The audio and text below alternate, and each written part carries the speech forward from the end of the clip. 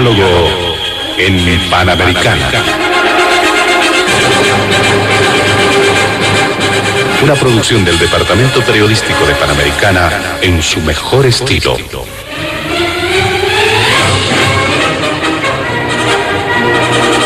Entrevistas exclusivas sobre temas que crean expectativa general.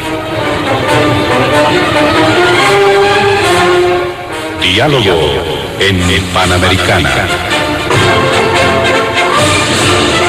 Los sábados al mediodía y cada domingo a las 8 de la mañana. Y en trasnoche a las 24. Quedan ustedes con el staff de periodistas de Radio Panamericana.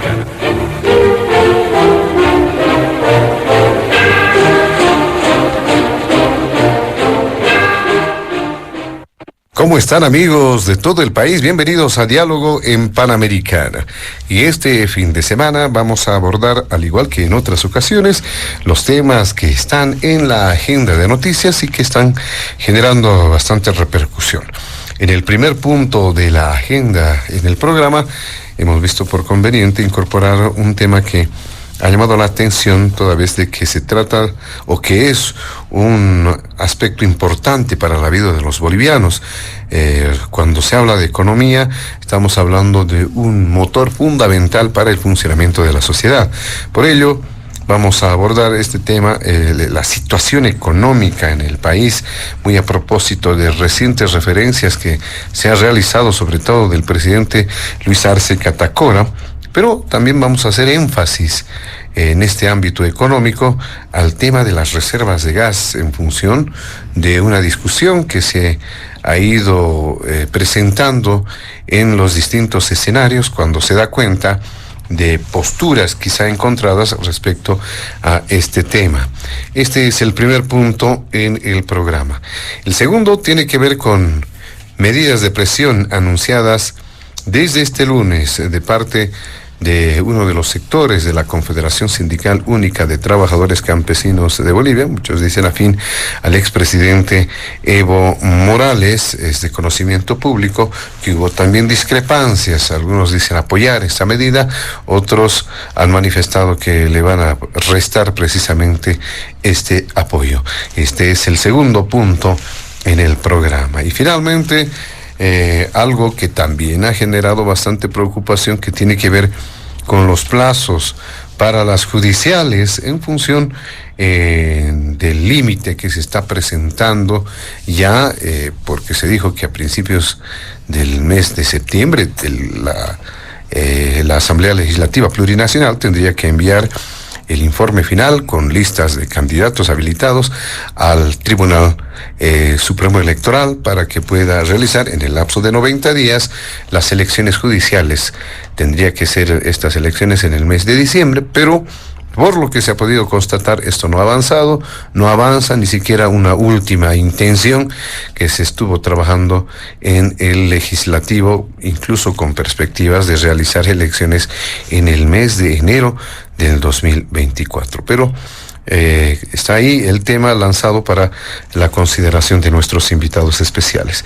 Precisamente vamos a presentarlos a nuestros invitados y hemos realizado previamente un sorteo junto con ellos, con su activa participación, para establecer el orden en el que van a participar en el programa. Por ello le damos la bienvenida al analista, al investigador, al doctor Carlos Bert. También está junto a nosotros el investigador Roger Cortés y también el analista Martín Moreira. Vamos a establecer, reiteramos, el orden de participación es el siguiente: Carlos Bert, Martín Moreira y Roger Cortés. En ese orden de participación estaremos desarrollando el programa Diálogo en Panamericana de este fin de semana. Iniciamos con las primeras consultas, pero antes vamos a solicitar a nuestros amables invitados de este fin de semana evitar emitir cualquier criterio que sea considerado de racismo o discriminación en el marco de las normas vigentes en nuestro país. Le damos la palabra a don Carlos Bert para que pueda hacer referencia a este primer punto del programa. Adelante, bienvenido. Muy buenas tardes a toda la audiencia de este día sábado. Gracias, José Luis, a todo el equipo de Panamericana. Un cordial saludo a Martín Moreira, a quien estoy conociendo en esta oportunidad, y por supuesto un cordial saludo a Roger. Para hablar de la situación económica no es posible hacerlo sin presentar información estadística, porque de lo contrario sería un análisis solamente teórico y hasta retórico. De manera que, considerando el poco tiempo que tenemos, he preparado algunas informaciones cuantitativas.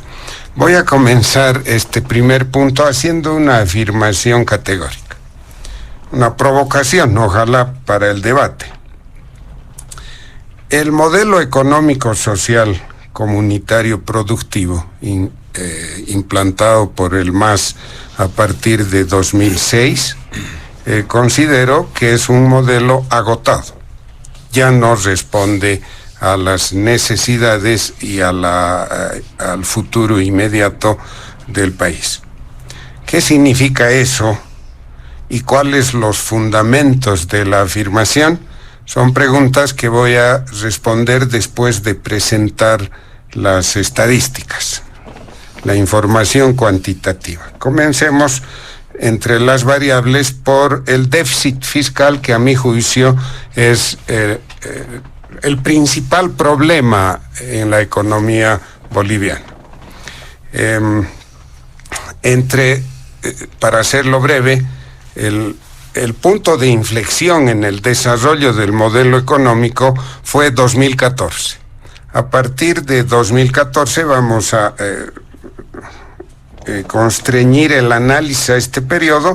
Entre 2014 y 2022, el último año para el que tenemos información, el déficit fiscal en promedio fue del orden del 7,9% del Producto Interno Bruto. Esto representa en números absolutos aproximadamente unos 3,000 millones de dólares cada año, en cifras redondas. Si quitamos el año 2020 por la pandemia, que distorsiona un poco, la variación no es sustancial. El promedio del déficit fiscal sin 2020 baja a 7.3 con 2.764 millones de dólares anuales. Este es un déficit bastante pesado para la economía boliviana. ¿Cómo se explica este déficit? Un primer componente es el gasto corriente del nivel central. Y para medir el gasto corriente hemos utilizado los grupos presupuestarios 10,000, 20,000 y 30,000, o como se decía antes, grupo 100, 200 y 300. El grupo 100 son servicios personales, el grupo 200 servicios no personales y el grupo 300 materiales y suministros. Y hemos revisado solamente los datos presupuestarios de las instituciones públicas descentralizadas, las instituciones del Seguro Social y las empresas públicas nacionales, y vamos a ver cómo estas últimas tienen un rol decisivo. Bien, incluyendo las instituciones del Seguro Social, estoy obligado a ver grandes periodos, ¿no? En 2005, el gasto corriente representaba 1.141 millones de dólares. Estos tres grupos que acabo de detallar. 10 años después, en 2015, este gasto había subido a 11.900 millones. Repito, de 1.100 millones a 11.900. Y en el presupuesto de 2023, el actual, son 12.700 millones. O sea, el incremento es brutal. esto es lo que ha gestionado el MAS en sus hasta ahora casi 18 años. Si quitamos las instituciones del Seguro Social, la situación es aún peor. En 2005, el gasto corriente llegó a 986 millones de dólares. En 2015 subió a 11.300 millones y en 2023 el presupuesto de este año nos habla de 11.800 millones. Este es, sin lugar a dudas, un componente muy importante, decisivo de el déficit fiscal que hemos detallado a continuación. Pero dije que las empresas públicas nacionales son responsables de gran parte de esto. En 2005, las empresas públicas nacionales que existían aportaban o consumían mejor del gasto corriente 162 millones de dólares. En 2023 consumen 6.500 millones de dólares. Este es el resultado de la creación de 30 y tantas empresas a partir de 2008, 2009 aproximadamente. Al déficit fiscal y a este crecimiento gigantesco del gasto corriente le acompaña el déficit comercial. Y vamos a utilizar el mismo periodo para comparar, ¿no? 2014-2022. El déficit comercial promedio entre 14 y 22 fue, voy a hacer primero el cálculo. Las exportaciones de entre 2014 y 2022 fue de 9.540 millones de dólares. Y las importaciones en ese periodo fue de 9.773 millones cada año. Por lo tanto, el déficit promedio el déficit comercial promedio llegó a 233 millones de dólares cada año, promedialmente. Totales, entre 14 y 22, las exportaciones totales subieron a 85.863 millones y las importaciones 87.900, lo que nos da un déficit global de 2.091 millones de dólares en este periodo.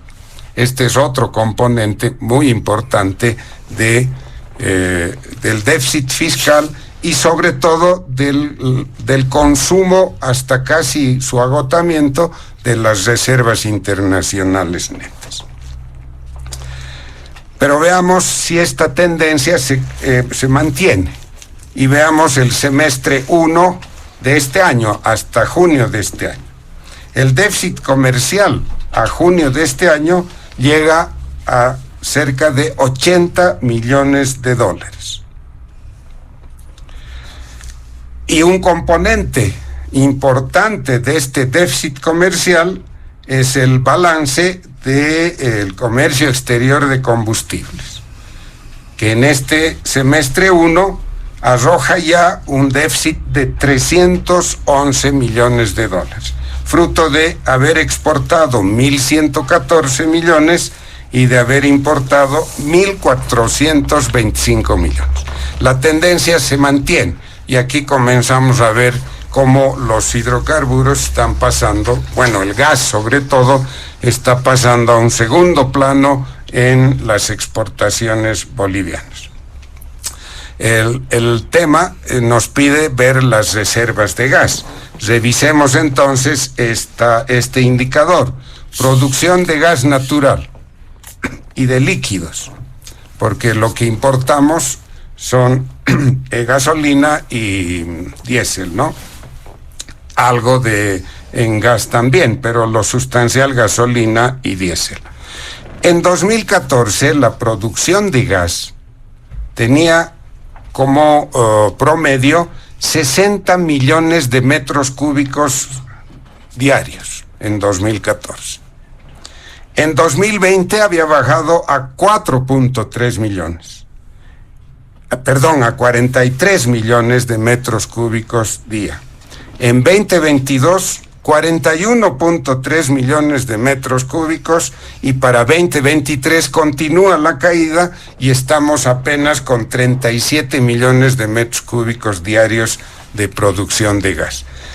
Cantidad que apenas alcanza para el consumo interno y para atender las exportaciones al Brasil y con déficit las exportaciones a Argentina, como ya sabemos, el país que ha decidido que comprará gas boliviano solo hasta junio del próximo año. En los líquidos sucedió lo mismo. En 2014 se producían 51,000 barriles. Para abreviar, en 2023 serán menos de 30,000 barriles, lo que obliga a aumentar las importaciones de líquidos. Vale la pena mencionar que el consumo interno está ya por encima de los 10 millones de metros cúbicos por día. Esto nos muestra, esta es una afirmación categórica que tiene que ver con el agotamiento del modelo, el fracaso de la política de hidrocarburos del ciclo masista. Dos breves indicadores más que tienen que ver con el déficit fiscal. Las transferencias directas, renta dignidad, bono Juancito Pinto, bono Juana Zurduy, el subsidio prenatal y el bono a los discapacitados. En 2022 representa casi un poco menos de $1,000 millones.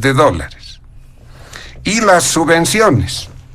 Los hidrocarburos, las subvenciones a la gasolina y al diésel importado, en 2022 representaron 689 millones en hidrocarburos, 24 millones en alimentos y servicios básicos 18 millones, más de 731 millones de dólares. Estos últimos dos gastos, transferencias directas y subvenciones, tienden a hacerse rígidas por las condiciones del mercado y el propio modelo. Bueno, podríamos seguir añadiendo otros indicadores, pero el tiempo no nos lo permite. Podríamos ver la deuda pública. Ya se sabe que esta deuda está llegando al 80% del Producto Interno Bruto, deuda pública interna y externa. ¿Qué es lo que ha sucedido con las reservas internacionales netas? Los peligros del déficit comercial que afectan al aparato productivo antes que al consumo, etcétera, etcétera. Pero volvamos a la afirmación para terminar. Sostenemos que el modelo económico, social, comunitario, productivo, está agotado, porque este modelo, que además es marcadamente estatista, intervencionista y productor, nos ha conducido a una situación que pone a Bolivia al borde de una crisis peligrosa y terminó generando los indicadores que he detallado anteriormente. El Estado y el modelo no tienen ya respuestas para los problemas actuales, carecen de capacidad para resolver estos problemas. Es urgente introducir ajustes en la economía que el gobierno, por razones económicas y políticas, no está en condiciones de adoptar, y termino uniendo el agotamiento del modelo con la caída de la producción y exportación de gas y de hidrocarburos. Este modelo depende en su dinámica de la inversión pública y del consumo. Al caer la producción de gas y disminuir sustancialmente los ingresos del Tesoro General, el modelo se fue quedando sin recursos, generando la situación que acabo de describir. Muy bien, muchas gracias, don Carlos Bert. ¿Qué dice don Martín Moreira en este primer punto del programa? Adelante, bienvenido. ¿Cómo estás? Bienvenido. Muchas gracias, José Luis, por invitarme al programa. Muchas gracias a los los panelistas. En primer lugar, bajo la provocación, ¿no? El déficit fiscal de Bolivia está en 7.2%. Tendríamos que ver el déficit fiscal cuando era el 2002. El 2002, pero vamos a tomar uno al azar, era 8.79, ¿no? Estamos hablando de que la economía ha crecido. Estamos hablando de que toda la inversión que se ha hecho en el tema de infraestructura, industrialización y todo lo que ha marcado este modelo económico, social, comunitario, productivo ha generado. Estamos hablando de que ha habido un crecimiento exponencial de toda la economía. En sí ha crecido todo, pero vemos que ha habido una rebaja sustancial. Del 2020 con un 12.7%, que era el déficit fiscal que dejó el gobierno de Áñez, a un 7,2%, que es el déficit fiscal actual, ¿no?, del 2022. Vamos viendo también algún datito más para ver cuánto ha crecido la economía boliviana, ¿no? El 2002 teníamos 7.917 millones de dólares en Producto Interno Bruto nominal, ¿no? El 2022 hemos llegado a 44.000 millones de dólares. Entonces vamos viendo que ha habido un crecimiento casi 7 veces exponencial de la masa productiva del país. Entonces ahí vemos que necesariamente tiene que haber un crecimiento tanto en Estado, tanto en gasto público, y eso es porque va generando mayores recursos, mayores inversiones y mayor crecimiento. Esto se puede demostrar, que se puede ver que tenemos un aparato productivo muy interesante. ¿Cómo es el milagro agrícola, agropecuario de Bolivia, ¿no? El milagro agropecuario de Bolivia, que el año pasado ha exportado 3.300 millones de dólares en agropecuaria. Entonces yo me ponía a pensar y decía, claro, esto es una reinversión de muchos años, es un cultivo de muchos años para ver cómo ha empezado a florecer el tema agropecuario en Bolivia. Recordemos que en el 2000 la producción de soya no pasaba no incidía mucho en lo que era el crecimiento del país. Ahora la producción de soya ha llegado a 2.400 millones de dólares. Vamos viendo por qué. Porque hay una reinyección de recursos al aparato productivo para generar un mercado interno sólido. Este mercado interno sólido da bienestar y ahí están los resultados: 0,8% la inflación. Eso es un dato no menor, porque nos está mostrando que el país va mostrando una estabilidad en el tema de precios económicos. El índice del precio consumidor el mes pasado estaba 0,34, hasta 0,4%, no ha habido un crecimiento sustancial y se sigue manteniendo bajo la línea de protección del mercado interno. Entonces esos datitos, que no son menores, se tendrían que ver cuando se habla del déficit fiscal y cuando se trata de ver cuánto ha crecido el Estado. Ahora, en el tema de empresas públicas, a mí eso siempre me llama mucho la atención, la reinversión, ¿no? ¿Y cuánto realmente generan estas empresas para el soporte, pago de deuda, pago de bonos, que es parte del modelo económico social, económico, del modelo económico que estamos viviendo, ¿no ves? Ahí tenemos ejemplos muy claros. Yo voy a tomar un ejemplo que es muy puntual, que es el del Mutún, que yo he visto todo ese proceso. El 2020 el Mutún pasa a manos del señor Mirko Moreno. El señor Mirko Moreno agarra los CIEs del Mutún y dice que no, que es una empresa deficitaria, como muchas personas decían, ¿no? Entre el señor Jorge Alvarado, ¿qué pasa? En el 2022 el Mutún ha exportado 49 millones de bolivianos, ¿no? De ese dinero aportado por los bonos, como tiene que aportar cualquier empresa pública, pero ya era una ganancia. Esta misma ganancia ha gastado y ha comprado 3 maquinarias nuevas. Antes el Mutún solo sacaba materia prima, que era 100.000 toneladas al año. Ahora el Mutún produce 100.000 toneladas de materia prima al mes. En 12 meses estamos hablando de casi 1.200.000 toneladas, que va a producir casi 490 millones de bolivianos. Es un crecimiento exponencial. Y yo le estoy hablando solo de la explotación de la materia prima. o sea, de la materia prima, de la exportación de los pellets, de la materia prima de yeso. Entonces, no entrando lo que es la siderúrgica, porque la siderúrgica va a haber una sustitución de importaciones. Alrededor del mercado interno consume 400.000 toneladas de fieso. De esas, el Mutún en su primera etapa estaba cubriendo 200.000 toneladas. Esa es una sustitución de importaciones y por ende va a incidir en el gasto público, ¿no? Por ende hay una incidencia muy fuerte ahí. También vamos viendo un poquito más y vamos analizando un poquito más de fondo. Hay medidas muy interesantes que el Estado hace, en especial en el tema de las subvenciones, ya más concretamente en el tema de hidrocarburos. Estamos hablando de diésel y gasolina, ¿no? Hemos tenido el 2022 por la alza de los precios del barril de petróleo, que llega a $102 cada barril y a 105 creo que en el peor de los casos. Ha habido un excesivo gasto que ha llegado casi a $1.700 millones y eso es claro, ¿no? Ahora vamos viendo cómo el gobierno se ha ocupado, y esa palabra es muy buena porque se ha ocupado y ha agasado que ha hecho tres movidas muy interesantes: la ley 4910 y 4911, ¿no?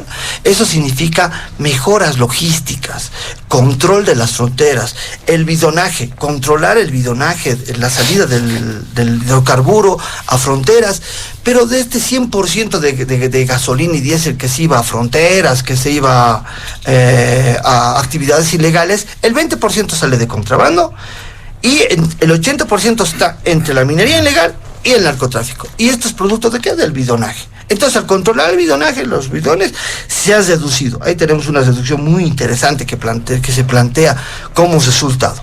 Vamos bajando poco a poco, y el Estado, ¿qué propone? Propone medidas de ser eficientes logísticamente. ¿A qué me refiero? Ser eficientes en toda la cadena de importación de los hidrocarburos. Entonces, agarra y quita las comisiones a los intermediarios. Esa es una medida muy interesante, porque eso realmente ha incidido mucho en el precio de importación de estos hidrocarburos. Después vamos bajando poco a poco y vamos viendo que la utilización nuevamente de los poliductos y oleoductos que tenía Bolivia, que no usaban mucho porque se usaban los cisternas, ahora han ayudado a temas de reducción del tema de importación de hidrocarburos y de ramificación de última milla del hidrocarburo para el consumidor final. Eso es muy interesante también. Y por último, el tener solo un proveedor. El tener solo un proveedor y almacenar todo el hidrocarburo para luego redistribuirlo está funcionando. ¿Eso qué ha llegado? O sea, ¿qué se ha logrado con eso? Se ha logrado una reducción del 40% al precio de la subvención. Entonces, si nosotros subvencionamos a 10 bolivianos, estamos subvencionando a 6 bolivianos el diésel y la gasolina. Y eso está comprobado. Entonces, de ahí vamos viendo que más las plantas de biocombustibles, que aparte de generar empleos directos, generan clústeres bien interesantes, que son los clústeres de la palma negra, el sorgo, la soya. Y el sorgo, por cierto, es una buena noticia. Hemos tenido casi 500.000 toneladas extras de producción, y eso está muy bueno porque vamos generando nuevos emprendimientos agrícolas con la intervención de los privados para generar estos biocombustibles, que van a generar empleos indirectos y a la vez van a generar empresas que les presten los insumos. Entonces, y aparte estas industrias, estas dos, que una en el oriente y otra en el occidente, van a generar aceites y glicerinas, ¿no? Que son para la exportación. Más o menos un 20% se queda en Bolivia y un 80% sale. Entonces vamos viendo que la reinversión de todo este crecimiento del aparato productivo y va generando, un sector agropecuario exitoso, porque vemos que el azúcar, por ejemplo, en el tema azucarero, los ingenios van produciendo podríamos decir que casi han llegado a $1.200 millones, si no me equivoco, en la venta de alcohol y azúcar, y vamos generando que estos aparatos agrícolas van generando divisas también para el país. Y ya para terminar, en el tema ya más específico que se planteaba dentro de este debate, dentro de este diálogo, vamos viendo que la reducción es evidente, la reducción que tenemos en el tema de los del gas es de 60 a 38 ITFs, o sea, a 38 mil millones de pies cúbicos de producción. Pero vamos viendo cómo el Estado se empieza a ocupar desde el 2021 con una serie de exploraciones que empieza a encaminar para empezar a sustituir esto. El Estado, a través de yacimientos, empieza a explorar, y Yacimientos ha empezado la exploración sin tener contratos previos. Antes, en la iniciativa empieza Yacimientos, ¿no? Ahora se tiene 42. Hay proyectos terminados y hay proyectos que se están empezando a evaluar para ser ejecutados. Tenemos recientemente nomás se ha encontrado un yacimiento que es el de Semazo, no se ha encontrado, se ha desactivado, es 0,7 ITFs, TFS, que es muy interesante como se lo está poniendo. Más o menos en la actualidad se produce aproximadamente 40 millones de metros cúbicos día, 17 millones de gas natural, los cuales son destinados para el mercado brasilero, 10 millones de metros cúbicos al mercado argentino y un 12,5 millones de metros cúbicos es para el consumo interno. Yo resalto algo que dijo el presidente de Yacimientos y también el presidente del Estado boliviano, que dice que tenemos gas y tenemos un gas para el consumo interno y para las exportaciones. Pero esto tenemos que ponerlo claro, y ahí viene la política de exploración de la upstream para buscar nuevas estratégicas para que Bolivia nuevamente tenga este recurso que genera divisas para el país. Para cesar, pero todo lo que se ha hecho en este modelo, aparte de esa inversión, ha generado matrices exportadoras. Estamos hablando que las matrices exportadoras van funcionando. Tenemos la agropecuaria, la minería, 6.400 millones de dólares el año 2022, de ahí son el 40% es oro. Después vamos viendo que para generar mayores recursos en minería se pone una planta de zinc, porque el tema de la minería del zinc sale la brosa, ¿no? Y en la brosa hay un montón de minerales que están incluidos, y bajo estos minerales es una ganancia extra de la planta que nosotros vamos a poder reexportarlos. Ahí tenemos plata, plomo, cobalto, hay níquel. Son minerales muy interesantes que antes se iban de gratis a Chile, los lavaban en las playas de los puertos de Atacama, y luego se los dividía. Pero ahora con esta introducción de estas plantas se va a tener otro recurso adicional, que es una buena noticia para los bolivianos. ¿Quién no quiere? ¿Por qué le vamos a dar gratis este recurso a las empresas que están llevando, ¿no? Entonces, en resumen, creo que que todo el aparato que toda la inversión y todo el dinero que se ha generado con el gas se ha reinvertido en generar matrices exportadoras y en el crecimiento del Producto Interno Bruto del país nominal. Muy bien, muchas gracias, don Martín Moreira. ¿Qué dice Roger Cortés también en este primer punto del programa? Adelante, bienvenido. Muy buenas tardes, mi saludo y gratitud a quienes siguen esta transmisión, a Panamericana por abrirnos sus puertas, y un cordial saludo a los presentes en el desarrollo de este diálogo.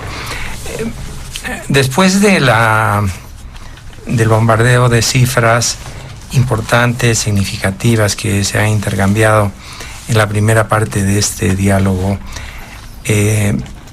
quiero tomar un desvío hacia lo que considero yo el problema actual y prospectivo más importante, que surge precisamente de los problemas de un modelo que no es exactamente, según yo lo entiendo, el que llama un poco o muy pomposamente el gobierno comunitario, social y productivo, sino del modelo que venimos ejercitando en el país desde hace 80 años atrás.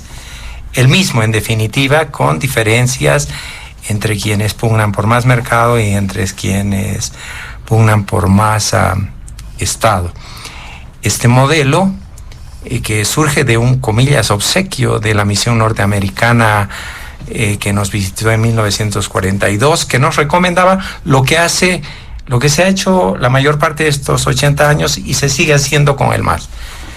Marcha hacia el oriente, traslado de grandes masas humanas hacia tierras bajas como fuerza de trabajo barata, extracción intensiva de recursos naturales y un cierto grado de industrialización que tendría, según el plan vigente actual, se nutriría precisamente de la explotación de recursos naturales. Bueno, ocurre ahora que no aparece como en las páginas de los periódicos o en las noticias económicas, una importantísima pugna que se desarrolla en Santa Cruz y que nos marca el rumbo que están tomando aquí y en el planeta los problemas y las proyecciones del desarrollo humano y del desarrollo sostenible. En Santa Cruz se está disputando si se hace una carretera desde el kilómetro 13, Las Cruces, hasta Buenavista, y disputan el ministro de Obras Públicas, que ríe con desdén cuando desde Santa Cruz se le dice que la ruta que ha escogido va a inutilizar en un plazo relativamente breve las reservas, los acuíferos y las zonas de recarga de agua de las cuales vive Santa Cruz de la Sierra, con sus más de 2 millones de habitantes, y que para el año 32 podrían ser 5 millones de habitantes en el área metropolitana de Santa Cruz. Aquí estamos hablando de economía y de vida. Y el gobierno sonríe con desdén, dice que va a hacer la ruta por encima de los acuíferos, y la CAF solo habla a sotoboche o no habla, porque está obligada por las impugnaciones que hay a pronunciarse y seguramente a cortar ese crédito. Porque, ¿qué pasa? La disputa tiene que ver con las asignaciones, con las distribuciones de terreno que ha hecho el gobierno. 200 sindicatos allegados al gobierno del señor Arce ocuparían una parte importante de la zona por la que se quiere que pase el nuevo camino, y el gobierno acusa a la gobernación de haber dado a urbanizaciones privadas o a empleados públicos una parte de esos terrenos. ¿Cuál es la importancia? La mayor parte de la gente no lo entiende. Recién ayer he visto por primera vez un video que aclara cuál es la importancia que haya o no haya gente en esa zona, y estamos hablando de la vida, del desarrollo del departamento con más intensidad de avance económico, el de Santa Cruz, y es que en esas zonas que se habitan, que se urbanizan, los desechos, la basura, las heces, la orina descienden a las áreas subterráneas donde se encuentra el agua limpia y inutilizan el agua dulce para que sea potable. Es lo mismo en su propia dimensión que se disputó y sigue pendiente con el Tibnis, donde el cruce del camino destruiría también una zona de recarga y distribución hídrica. Estos son problemas fundamentales que no toca el modelo. En 2019 el gobierno se reía porque en Santa Cruz surgió una oleada de indignación sobre la quema de bosques. Nunca supuso el gobierno que esa ola de indignación, 5 millones de hectáreas quemadas en la Amazonía, la Chiquitania y el Chaco, lo conducirían a perder aparatosamente las elecciones en Santa Cruz y a toda aquella rebeldía que empezó a manifestarse con el primer cabildo, que fue por los bosques quemados. Hay una intuición en nuestra gente que nos dice que el verdadero cambio de modelo es salir de la extracción y del industrialismo tipo siglo XIX que estamos practicando, ese modelo norteamericano, y suponer que vamos a recorrer el camino de Estados Unidos y Europa, y no que estamos obligados en esta época de calentamiento y yendo hacia el desastre ambiental a que Bolivia tome la cabeza en un nuevo tipo de economía donde lo que desprecia este desarrollismo desde el año 40 hasta el señor Morales y su ministro Arce, hoy presidente, mantienen ese desprecio y no entienden que el nuevo modelo surge de romper con estos esquemas que están agotándose y haciendo huecos. No podemos expresar optimismo como se ha hecho en esta mesa cuando el gobierno tiene que ocultar casi por un semestre ya la cantidad, las cifras de las reservas internacionales. No podemos confiar en las cifras de inflación cuando la divisa, cuando quienes depositaron en dólares en los bancos sus ahorros, no pueden recuperarlos, una parte pequeña, ciertamente en una economía altamente bolivianizada, pero que llevado esto al mercado demuestra que la divisa no se mueve en el rango de 6.86 a 6.97, sino que se acerca a 7.4, 7.5, llegó a 8, y no sabemos cuánto creer cuando el gobierno nos dice ha bajado la demanda de divisas en la calle de 81 millones de dólares en marzo a 11 ahora, porque conseguirán divisas los allegados al gobierno, algunos grandes empresarios, pero si alguien necesita recuperar sus ahorros o algún monto menor, tiene que adquirirlos en un mercado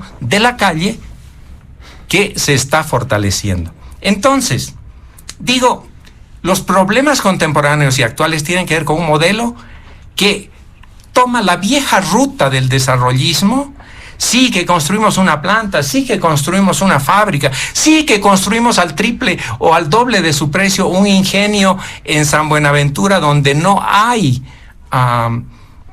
caña, y ya pasan 10 años y no podemos tener la caña, gracias a Dios, digo yo, porque seguiríamos destruyendo esa gran reserva para la nueva economía como es el Madidi, y nuestra economía hoy está sostenida, uno, por exportaciones de oro que no sabemos en qué proporción, más de 3,000 millones han llegado a ser.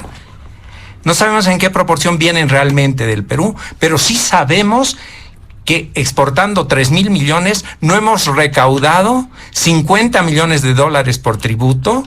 Y en esta economía de la extorsión de los grupos corporativistas, hace 10 días esas bases mineras empobrecidas de los cooperativistas que mantienen a empresarios vinculados a capitales chinos, colombianos o peruanos, que son los que ponen las dragas y la maquinaria, nos han amenazado y le han dicho al gobierno: o nos entregan de una sola vez el Madidi y las reservas naturales del país, todos los parques, o no les vamos a vender ni un gramo de oro y arréglense con las reservas. Una economía de extorsión, por un lado, y una economía del desdén, de la indiferencia, que en 2019 fueron la base para la desestabilización del gobierno de Evo Morales Ayma, que se negó a declarar zona del desastre semejante situación como la que vivíamos. Entonces, esto nos marca la ruta por la cual el modelo actual, que desprecia a la naturaleza, aunque le rinde loas y le prende velas y le hace altares, la desprecia, la pisotea y nos sigue ocultando, claro, la reinversión en litio, 1,000 millones de dólares tirados al agua en Uyuni, y tenemos que en realidad partir de cero, esperando que realmente nuevos socios, y como el secreto impera, no sabemos en qué condiciones, tendrán tecnología para rescatar el litio de nuestras almueras, que son particularmente trabajosas, difíciles, porque tienen mucho magnesio. Entonces, esas esperanzas que en realidad no están mejorando la situación global del país, porque pongámonos serios, si Bolivia ocupaba en 2005 el penúltimo lugar en productividad en Sudamérica, prácticamente no se ha movido de esa situación, y aunque fue la más eficiente de las experiencias en materia de combatir la pobreza en los primeros 5 años del gobierno del régimen que se extiende desde ese entonces, de los 2 o más millones que salieron de la pobreza en esta época del señor Arce, probablemente la mitad ya ha vuelto y está yendo a una situación peor. No podemos decir que el modelo es exitoso en lo agrícola, por Dios, porque el hecho que exportemos más soya, ¿cuánto significa en avance la frontera agrícola? El Estado no sabe qué cantidad de esas nuevas hectáreas se han vendido especulativamente a brasileños, argentinos y otros extranjeros, porque el verdadero negocio de la soya, que tiene la mitad de la productividad que Brasil, Argentina o Paraguay, sí le digo a nuestro amigo asesor económico, porque aquí estamos produciendo alrededor de 2 toneladas y en Brasil y Argentina están por encima de las 3. Y la situación, fíjense, los modelos que seguimos, la Argentina con su gran productividad, de todos modos se está hundiendo como país, aunque cobra unas retenciones que nosotros no tenemos en el sector. Y esa soya que avanza y nos quita tierra no apta para la agricultura, no explica cómo con esa baja productividad y pagando encima una cara tasa de transporte, se mantiene. Y la realidad es que se mantiene porque el negocio de la soya no es la soya, no son las oleaginosas, es la especulación de la tierra que asocia a grandes capitales internacionales con colonizadores, hijos y nietos de colonizadores que avanzan sobre territorios indígenas, reservas y parques naturales. Entonces esos no son avances, son falsos avances. La verdadera revolución agrícola está en en seguir lo que ahora el periódico oficialista llama semillas mejoradas, es decir, transgénicos y su gran paquete tecnológico de agrotóxicos. La nueva agricultura es la regenerativa, la que ni siquiera está tendiendo a romper la tierra, que deja los abrojos y los rastrojos más bien sobre los cultivos y aprovecha un nuevo equilibrio para hacer agricultura verdaderamente sana, ganadería a la sombra. Esos son los avances y no imitar modelos que están en crisis y nos están dejando una situación que es pan hoy día y mucha hambre, desolación el día de mañana. Y lo último, no puede ser exitoso un modelo donde los ministros, incluyendo el señor Arce, no permitían que uno de sus colegas nos diga que navegamos sobre un mar de petróleo. Lo dijo con tanta convicción aquel ministro que yo temía que un día, golpeando fuerte en mi piso, iba a brotar una columna de petróleo que me iba a ahogar, o tal vez iba a salir un geyser de gas que me iba a quemar la casa. Mar de petróleo. No, mar de sinvergüenzas, mar de mentirosos. Y ahí estaba, me gustaría ver las cartas que debe tener el hoy presidente diciéndole a su colega: muéstranos pruebas de lo que estás diciendo. Las cartas en que le decía al presidente: cuidado cómo estamos utilizando los recursos, debe guardarlas, porque de otro modo, más pronto que tarde, ese exitosísimo modelo tendrá que dar cuentas al país entero por los resultados que estamos recibiendo y los que se proyectan a continuación. Muy bien, muchas gracias. También le damos a Roger Cortés. Brevemente vamos a hacer una segunda ronda en este primer punto para establecer algunas puntualizaciones, algunos apuntes que seguramente tienen nuestros invitados especiales. Empezamos con usted, don Carlos Bert.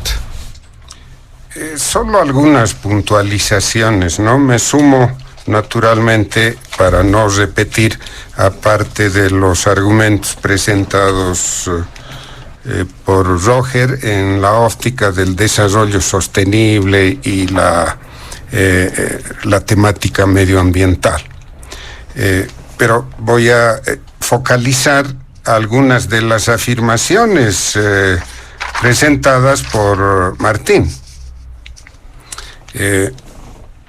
Ha expuesto de manera tal que pareciera que el sector agropecuario exitoso, según él, sería el resultado de las políticas gubernamentales. Por favor, el desarrollo de la agroindustria cruceña data de hace 20, 30 años. No pueden pretender atribuirse éxitos que no les corresponde. Esa es una afirmación fuera de lugar, ¿no? Pero bueno, segunda afirmación, nos dice, tratando de descargar la responsabilidad del fracaso de la política de hidrocarburos y su reflejo y consecuencias sobre el modelo económico y el equilibrio macroeconómico nacional, nos dice que YPFB, percatada del problema, comienza a explorar en 2021. Por favor, este problema viene desde 2006, es consecuencia del llamado decreto de nacionalización. Cuando Evo Morales era presidente y Arce Catacora ministro de Economía. No pueden sostener semejante cosa. Aquí los responsables son Evo Morales, Arce Catacora y los sucesivos ministros del área de hidrocarburos. Y es conveniente visualizar eso para poner énfasis en la realidad actual. ¿Qué pasó? El 1 de mayo de 2006 votaron el decreto que le llamaron de nacionalización, que de tal cosa no tuvo una esencia clara. En realidad ese decreto lo que hizo fue aplicar ya algunas disposiciones que estaban en la ley de hidrocarburos aprobada par de años, 3 años antes, que consistió especial y sobre todo en la implantación del IDH. Hasta antes de la ley de hidrocarburos, de la ley 3058, las empresas pagaban en el mejor de los casos solo un 18% sobre la producción. Y esa ley de hidrocarburos aplicó el IDH con el 32%, subiendo la participación del Estado a más del 50%. Recordemos también que Evo Morales y la bancada del MAS se opusieron a la aprobación de la ley 3058 porque pretendían que ese 50 o más de 50% sea solo para el gobierno central, mientras que en el Parlamento habían diseñado una distribución de ese 32% para beneficiar a los departamentos, a los municipios. El decreto elevó también la participación de YPFB por encima del 50% de las acciones en los campos sujetos a explotación, con las empresas que estaban a cargo de esas acciones. Algunas empresas no aceptaron, naturalmente las que estaban operando en campos que no tenían mayor desarrollo futuro, se fueron, no aceptaron los cambios, cobraron suculentas indemnizaciones y las empresas que tenían los campos rentables se quedaron, no hubo ninguna nacionalización. Además, de la ley 3058, el gobierno fue aprobando una normativa ultraestatista que eliminó la seguridad jurídica para las empresas extranjeras y todas las empresas que venían a invertir, porque las actividades exploratorias son altamente costosas en el área de hidrocarburos. Las empresas dejaron de venir a Bolivia y el peso tenía que caer sobre YPFB. Estamos hablando a partir de 2006, no es a partir de 2021. Recién le han prestado atención al problema porque ya les explotó en las manos. Y finalmente, el decreto de nacionalización lo único que hizo fue, además de subir, de ratificar la percepción estatal por encima del 50%, darle a YPFB el rol de árbitro y de parte, de crear una normativa que eliminó prácticamente la concurrencia privada, le permitió a YPFB, y esto hay que decirlo con toda claridad, le permitió a YPFB aprovechar las reservas certificadas en el odiado periodo neoliberal, que no ha aportado YPFB casi nada de 2006 a la fecha. Esa es la realidad y estas reservas ahora están agotadas. Por eso es que hemos llegado a esta situación y pongamos una cifra. La renta petrolera en 2013-2014, era del orden de los 6.000 millones de dólares anuales. Mientras que en 2022 apenas ha pasado los 1.600 millones. Ese es el dato que se ha difundido. Digamos 2.000 millones ya. Esa es la realidad. A eso se han reducido. Ese es el problema. La política de hidrocarburos fracasó rotundamente. Y no se trata de que en 2021 se dieron cuenta, los culpables son Evo Morales y compañía,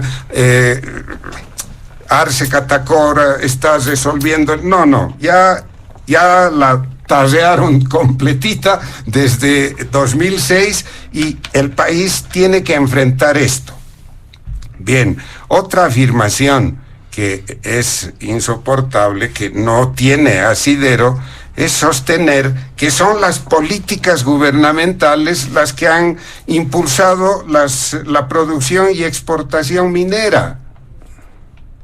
La producción y exportación de zinc se atribuye en un 90% a San Cristóbal. Y en la situación jurídica de San Cristóbal, este gobierno no tiene nada que ver salvo el mantenerla, ¿no? Seguramente en su interior habían fuerzas que querían también nacionalizarla. Felizmente no lo han hecho para no dañar este sector. Más de eso, este gobierno no tiene nada que ver. Y ya Roger ha mencionado lo del litio. Es un poco menos de 1.000 millones, son 800 millones perdidos en la tecnología de evaporación, porque designaron personal técnico no calificado para eso. Quien estuvo de ministro, fue de gerente de lo que ahora es ILB, tenía otro nombre, dependía de Comibol, no tenía idea de lo que estaba haciendo, copiaron la tecnología del otro lado de la frontera, del lado chileno, sin darse cuenta que las condiciones climatológicas eran totalmente diferentes, y no funcionó. 800 millones de dólares tirados al suelo, al salar, en realidad, no al suelo. Ahora están tratando de salvar el tema, hablándonos de la tecnología de la extracción directa de litio, sobre tecnología sobre la cual no hay claridad a nivel mundial.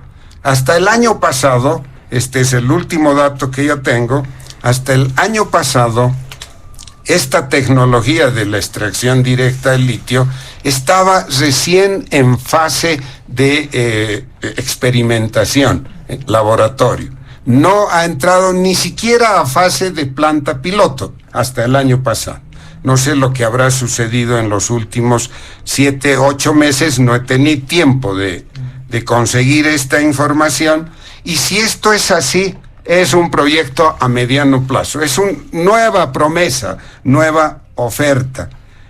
Lo mismo Bulo Bulo, una barbaridad, 1.000 millones de dólares botados en el trópico cochabambino en condiciones de operación altamente defectuosas por varias razones. Ahí sí las observaciones van directamente al señor Morales, aunque su ministro de Economía pues pudo haber dicho, oiga, vamos a invertir 1.000 millones en esas condiciones.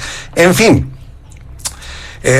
creo que debemos ser un poco más precisos, apegarnos a lo que ha sucedido, y termino invitando a que, además de mostrar que en 2002 el Producto Interno Bruto era infinitamente menor que el Producto Interno Bruto en 2020, 25, 22, en fin, cualquiera de estos años, completemos el análisis introduciendo pues estas realidades, ¿no?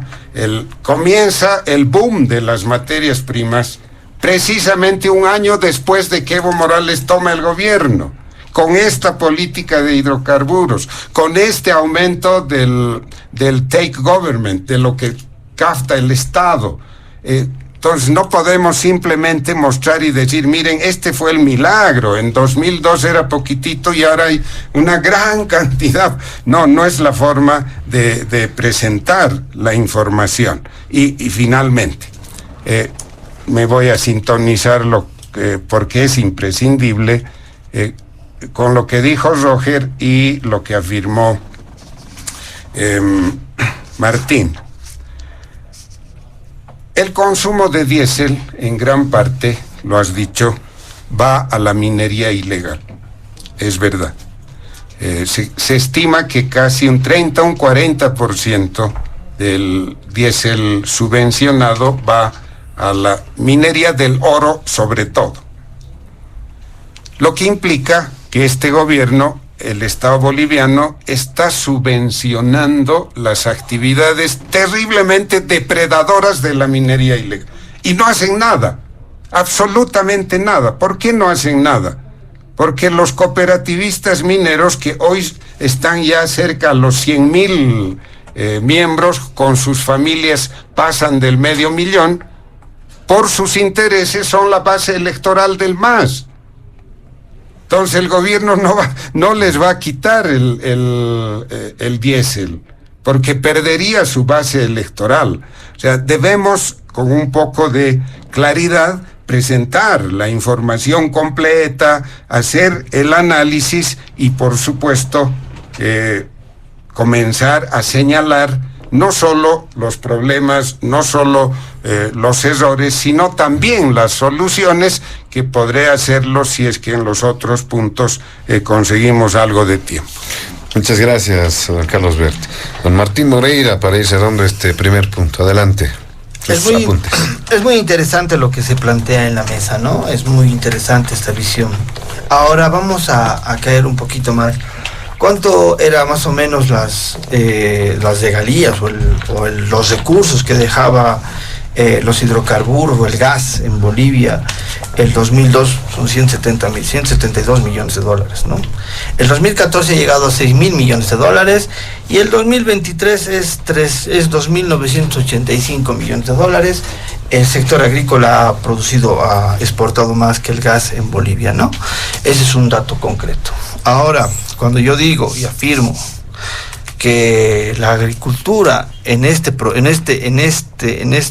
modelo económico ha empezado a crecer, ha sido por la inyección de recursos que ha hecho el Estado al sector agrícola, y eso hay que reconocerlo. Todo lo que ha crecido el sector agrícola en todo este tiempo ha sido por la inyección de recursos que ha hecho el Estado al aparato productivo agrícola. Y ese es el secreto. Al final, si usted habla con un agricultor o con cualquiera, ellos están beneficiados por una subvención que sí les ha ayudado a mejorar y a reinvertir mucho. Ahora, en el tema de materias primas, yo creo que en este estado, o sea, en este proceso de gobierno, en este modelo económico del 21 al 23, se ha empezado a cambiar el tema de la desprivatización, ¿no? Al contrario, se está dando más énfasis en tener una materia prima con valor agregado, darle valor agregado a la materia prima para generar mayores recursos. Ahora, con la instalación de las plantas de zinc, vamos a tener más eficiencia en nuestras exportaciones, claro, porque nosotros vamos a venderles lingotes y láminas y lo demás se queda para la exportación del país.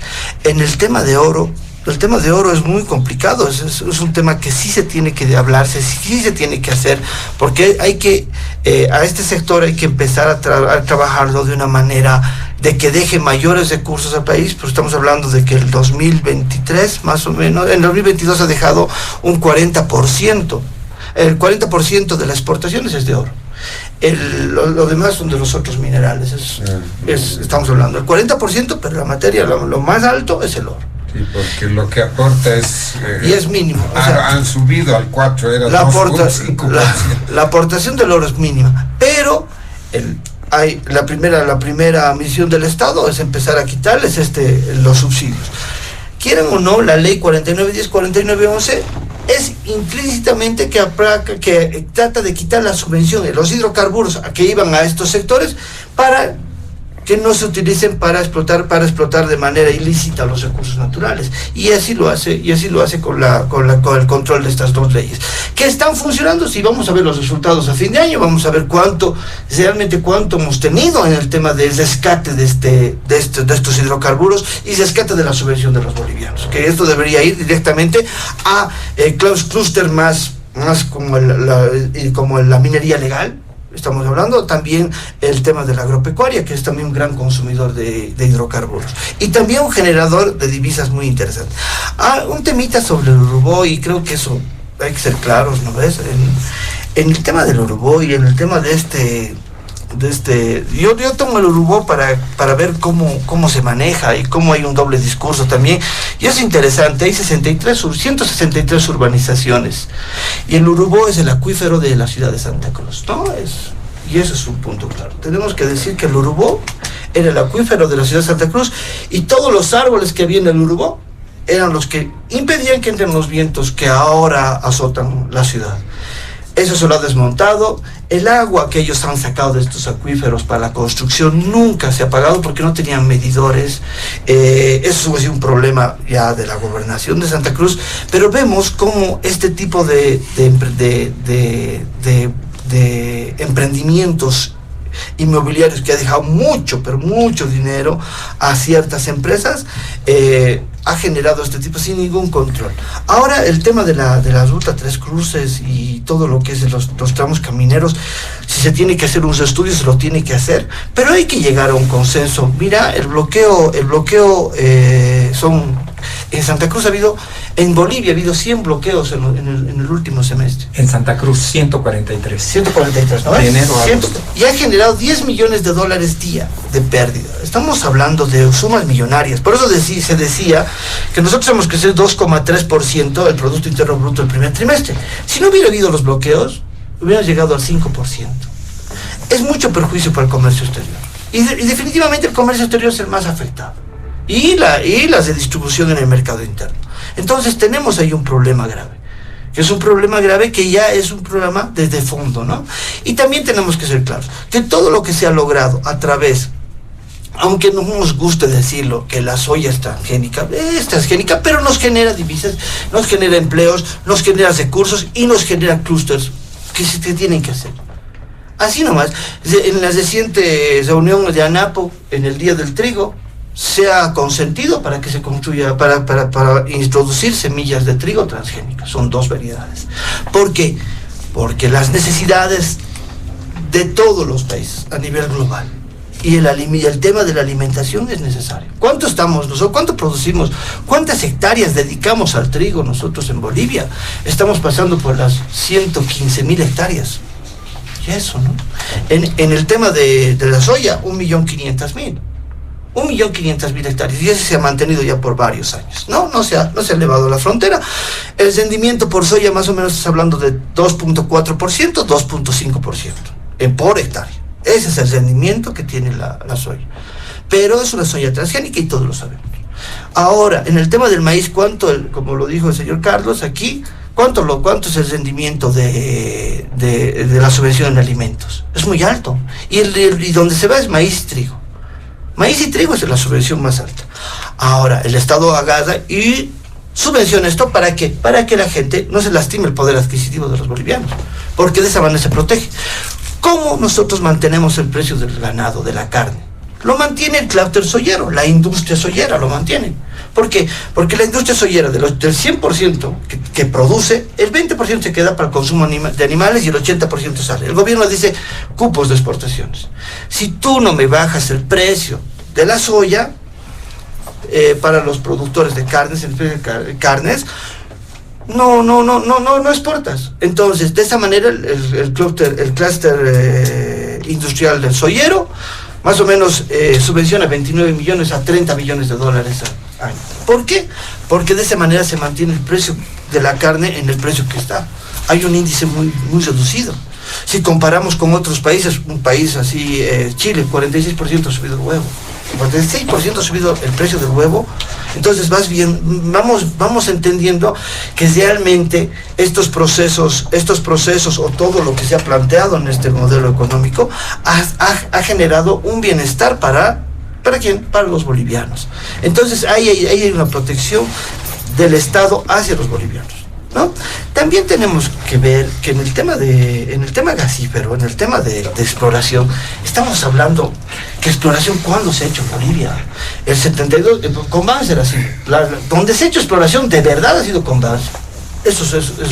Después ha sido muy poca, pero muy reducida. Y después en el 94, ¿qué se dijo? Se dijo que iba a haber exploración, se dijo que iba a haber más fuentes de empleo, se dijo que este dinero que iba a quedar en la capitalización, lo debe recordarse Roger, que este dinero que iba a quedar en capitalización iba a ser para el ahorro de los bolivianos. Había cosas muy concretas ahí en la capitalización y cosas muy concretas que se hicieron. Lo que se generó fue la relocalización, se vendieron las empresas. Y estas empresas, las exploraciones también fueron mínimas, no fueron cuantiosas. A ver, revisemos cuántas exploraciones. En los datos de cuánto dinero realmente han generado cada empresa capitalizada, no lo encuentras, porque no existen esos datos. He buscado, he revisado, ya llevo un año buscando los datos que nos ha dejado, cuánto nos ha dejado cada empresa capitalizada, en impuestos, en regalías, cuántos empleos nuevos ha generado. Esos datos no hay, pero los datos que sí hay de la nacionalización y todo lo que ha conllevido y todo lo que se ha puesto, están puestos ahí. Ustedes lo encuentran y ahí están todos los datos. Ahora tenemos que también ver, y eso creo que es tarea de todos, ¿no? Es decir, ¿cuánto realmente se ha producido en la época de la capitalización en el tema de gas? ¿Cuántos realmente hemos llegado a tener en el tema de gas? Y si se han cumplido las metas de la capitalización. Y si estas metas incluyen la exploración. ¿Cómo eran los contratos de exploración de gas?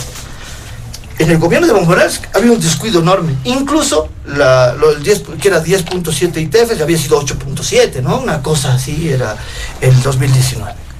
Pero estás viendo que todo eso ha sido arrastrado. Vemos que hay una intención del gobierno que dice, vamos a empezar con exploraciones, te muestra 42 proyectos y empieza a dar resultados. Tenemos el remanso. 0.7 ITFs. Es interesante, son 500 millones de dólares. Es interesante. ¿Por qué no va a ser interesante? Entonces le daremos el beneficio de la duda, ¿no? El beneficio de la duda para ver si estas inversiones van a dar resultado. Ahora en el tema del litio, aún yo he visto algunas cosas en el tema del litio que me parecen interesantes. Han hecho, creo que es un año de exploración en la tecnología para llegar a la EDL. La EDL ya 6 empresas, una norteamericana, 4 chinas y una rusa. Son las empresas que han participado. De estas empresas, todas estas pueden invertir en este tipo de tecnología, que es lo que se quedó. Ya hay 2 inversiones que de 2 chinas y una rusa, que ascienden a 2.800 millones de dólares. Eso ya está planteado. La primera planta de extracción clásica, de tecnología clásica, esa ya está funcionando. Supuestamente tiene que hasta fin de año sacar 15.000 toneladas, no se ha visto todavía, no ha informado nada al respecto. Entonces vamos viendo que el plan de reprimatizar, de no vender la materia prima bruta, está funcionando. Tenemos el tema del litio, vamos a ver cómo funciona el tema de la planta de zinc. A mí me interesa mucho ver cómo vamos a poder de sabrosa con minerales pegados, ver cuántos rescatamos de estos minerales, que el cobalto y el níquel, recordemos que es para tecnologías geniales. O sea, tenemos que también entender este tema, este tipo de emprendimientos que está haciendo el Estado, y lo está haciendo despegándose un poquito de todo lo que se había hecho antes. Y lo está replanteando en una industrialización y una reconstrucción, realmente una reconstrucción de una redireccionalización de la economía.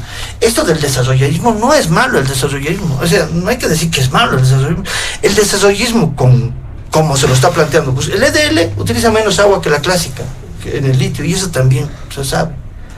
Lastimosamente se tiene que plantar plantaciones de soya inmensas porque tenemos que vivir y tenemos que alimentar a Bolivia, y es así.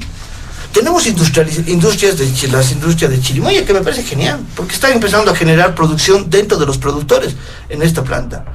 La de cítricos, o de los acopiadores de granos en todo lo que es el Chaco. Son emprendimientos interesantes que generan movimiento en la población y les da una esperanza para seguir trabajando o para invertir en sus campos. Lo que ha hecho Paraguay. Paraguay es un ejemplo claro de la inversión en temas de granos en el Chaco, que era una tierra muy dura, pero con un transgénico lo ha logrado. Y así nomás ha funcionado. La carne boliviana, $102 millones a China. La carne congelada es deshuesada. Y es un clúster interesante. Todo lo que es genética boliviana es exportable a todo lado. Y eso también, si quieran o no, aunque les duela, ha habido pues un aporte del Estado, porque hay subvenciones en energía eléctrica, hay subvenciones en hidrocarburos, hay subvenciones en maquinaria. Y eso también hay que reconocer. Muy bien, gracias, don Martín. Para finalizar este primer punto, Roger Cortés, adelante. Gracias. Tengo que decir que el tono y el entusiasmo de Martín me hacen pensar que es sincero y que realmente cree lo que dice, pero no se trata de emociones aquí. Revisemos lo que pasa a nuestro alrededor. Ocurre que se mencionó a Paraguay. Tiene 7,5 millones de habitantes, unos 4 o 5 menos que Bolivia. Y el año pasado ha tenido un producto bruto, mala medida, pero de eso estamos hablando aquí, de 39,000 millones de dólares, casi el mismo que Bolivia. Uruguay tiene 3,5 millones de habitantes, la cuarta parte de Bolivia, y tuvo un producto de 67,000 millones de dólares, más de la mitad que Bolivia. Chile tiene 19 millones de habitantes, un 30%, 35% más que Bolivia. Pero si Bolivia tuvo 42,000 millones, Chile tuvo un producto de 301,000 millones de dólares. Perú nos lleva ventaja con unos 20 millones, 32 tiene. Si Perú tuviese el mismo ritmo que nosotros, debería tener 170,000 millones. ¿Cuántos tuvo? 563,000 millones. Nuestro vecindario nos está demostrando que todo el modelo, no del MAS, repito, el modelo regalado por Estados Unidos, quizá con buena intención porque le dimos nuestro estaño gratuitamente, ese modelo que funciona con el MNR, con las dictaduras, con el MIR, con el MAS, no va más. Es eso lo que hay que cambiar. La Pachamama necesita menos rezos y más bondad nuestra, porque nuestro futuro depende del agua. Las guerras del futuro serán por el agua. En Santa Cruz hay que poner veda a las urbanizaciones, sean del gobierno, sean de sindicatos, sean de grandes terratenientes, alto, no solo sobre los acuíferos, con un margen de seguridad, y no solo en el Urubó, en las lomas de arena, donde se descuidaron la gobernación y la alcaldía de Santa Cruz, y los señores King, que son los propietarios avasallados, tendrán que decirnos cómo están cuidando esos acuíferos hermosos de las lomas de arena. Pero lo mismo vale para La Paz, donde nuestra alta cordillera está siendo colonizada por extranjeros, entre otros ciudadanos chinos, que están poluyendo aguas de deshielo cuando nuestros glaciares se están retrocediendo. Y ahora que el CENAMI nos anuncia que 2 frentes, uno del Atlántico y uno del Pacífico, pueden evitar que las lluvias del Niño se precipiten como esperamos en el año próximo, ¿qué está haciendo el gobierno para que no vuelva a haber escasez de agua igual a la de 2016? No hay economía sin vida. Bolivia tiene mucha vida y biodiversidad. El modelo está allá. No en despreciar el oxígeno, la biodiversidad, los bosques, en recuperarlos. Yo creo que esa es la gran lección. Repito, veda a todas las colonizaciones, a todas las urbanizaciones que pongan en riesgo nuestra agua, a todas las industrias y extracciones que la emponzoñen, como lo está haciendo el oro, no en un riachuelo, en la gran cuenca del río Beni, hasta llegar a envenenar el Amazonas.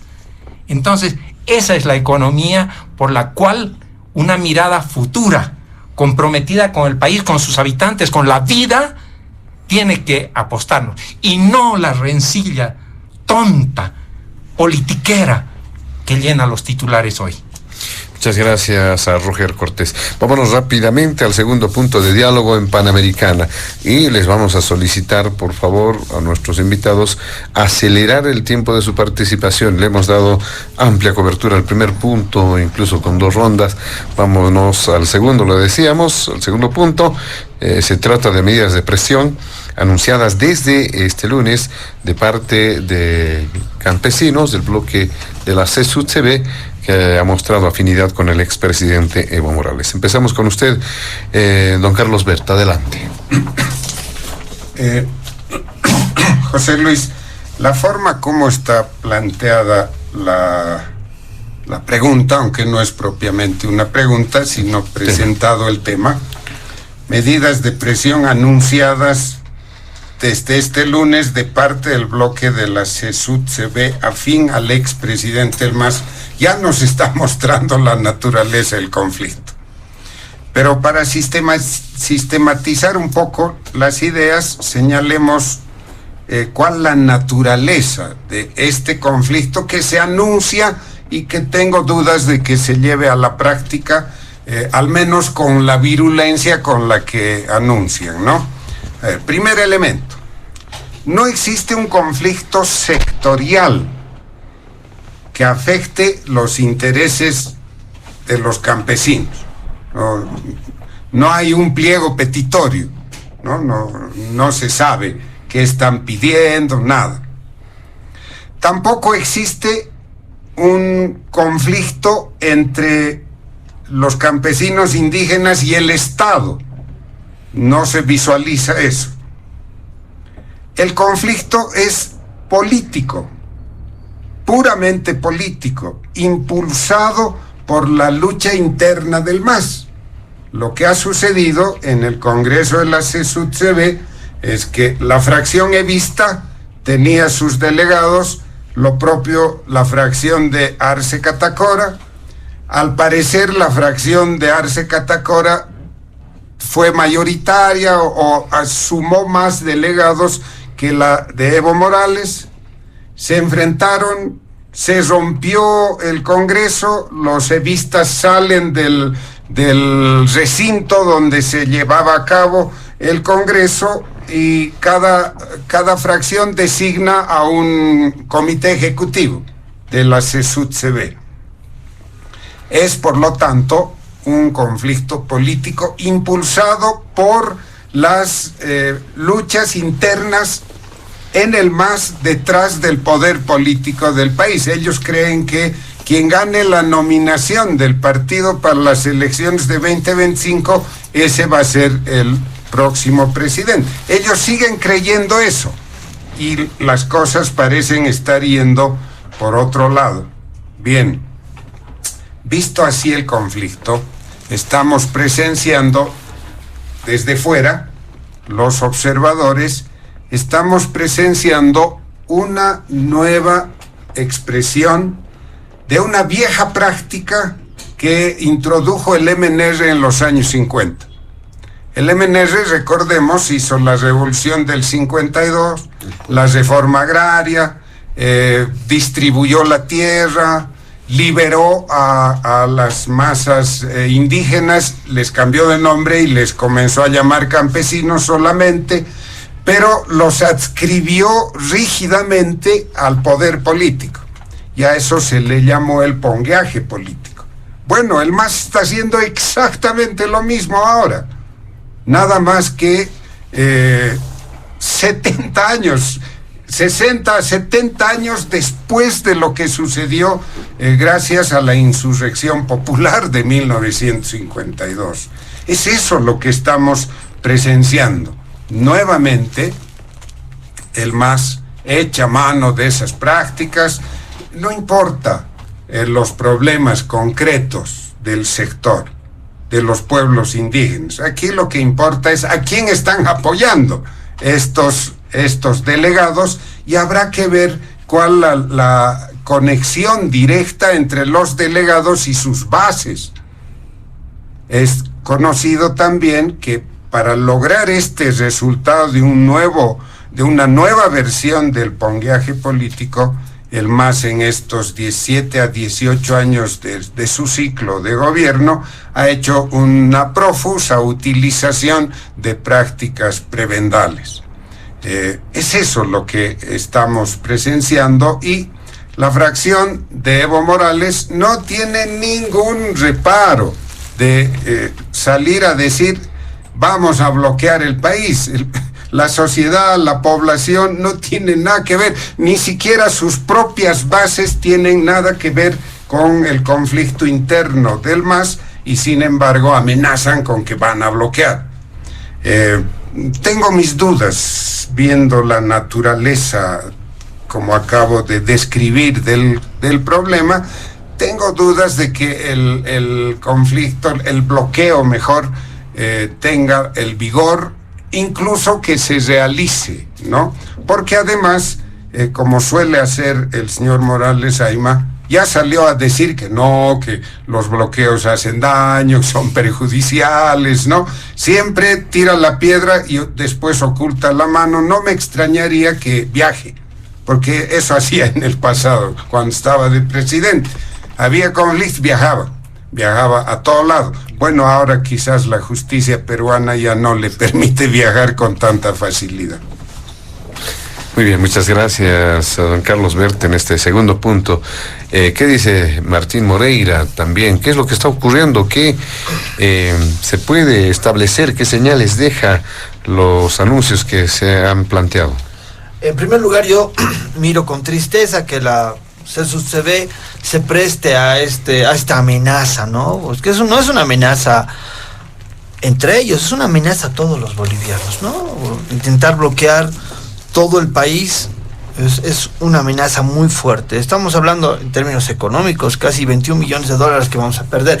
Estimado, pero los colaterales son mayores. Estamos hablando hoteles, restaurantes, servicios. Eso implica todavía más pérdidas para el país y directamente afecta a todos los bolivianos. Vamos a ver especulaciones de alimentos, todo lo que implica un paro de estas características.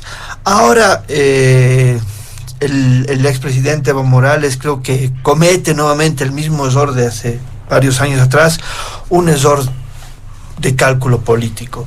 Me parece que hay una confianza en él, que juntando a todos y que lo elijan levantando la mano va a ser la forma de llegar a ser presidente nuevamente del país, pero yo creo que ese sí es un mal cálculo político. Está provocando, al contrario, una mirada negativa, no solamente a él, sino a esta confederación de campesinos, que una confederación CESUCB tiene una historia en todos los procesos que se ha vivido en Bolivia, ha generado muchos cambios, se han generado muchos cambios dentro de esta CESUCB. Recordemos a Felipe Quispe, ¿no? Recordemos a líderes indígenas de esas características. El otro día yo hablaba con uno de los fundadores del MAS, y también que ha sido 2 años seguidos presidente de la CESUCB, y él decía, se tienen que regir bajo las normas y lo que dicta las reglas dentro de la CESUCB. Y eso no existe. ¿Por qué? Porque el señor Evo Morales ha sido líder de los campesinos por casi, ¿cuántos? 20 años. Entonces vamos viendo que no se lo ha movido, y lo mismo ha pasado con el MAS y PCP, o sea, ha seguido como líder, y lo mismo quiere hacer con el tema del Estado. Yo creo que el señor hay un error de cálculo, y ver al MAS y al instrumento político de los pueblos. Yo creo que es más fuerte este instrumento, es más fuerte que este caudillo, es más fuerte, porque está trascendiendo, porque no hay una oposición que pueda decir que no. O sea, al final de cuentas, la gente, ¿por qué vota por el MAS?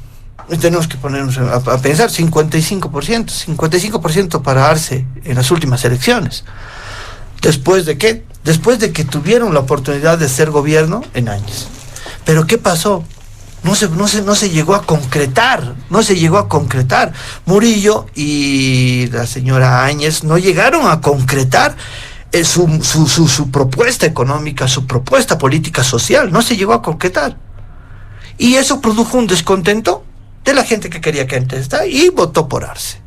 Y Arce nuevamente es presidente, claro. ¿Por qué? Porque es una respuesta sólida a problemas que toda la gente tiene: protección de su economía, vivir bien, el crecimiento de la banca, o sea, cosas así.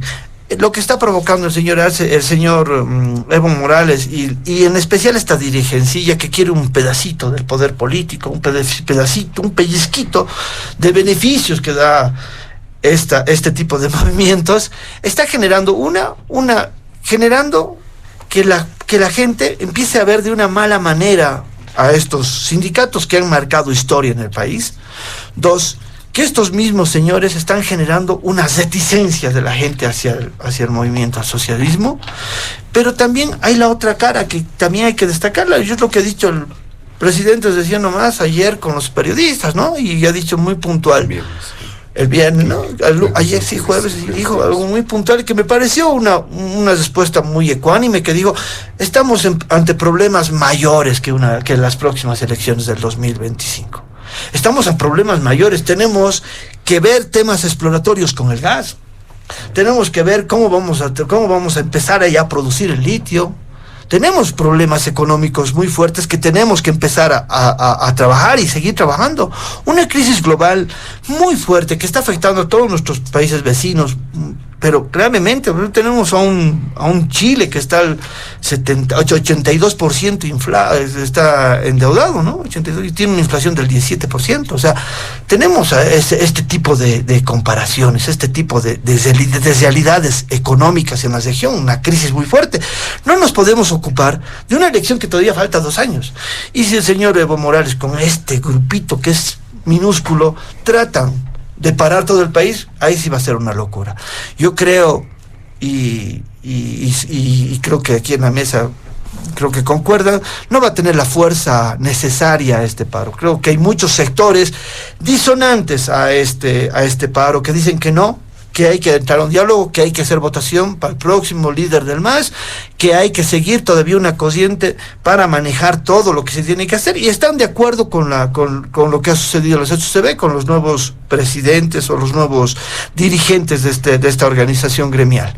Y para cesar, recordemos que la ZCB solo es un gremio, es un grupo de personas que no tienen que incidir en la realidad económica, social, política de los bolivianos. Si el problema hay dentro de la ZCB, se tiene que arreglar el problema dentro de la ZCB, sino que vayan a bloquear sus puertas de cada uno de ellos para que el problema siga siendo de entre ellos y no perjudique el desarrollo económico y social y político del país.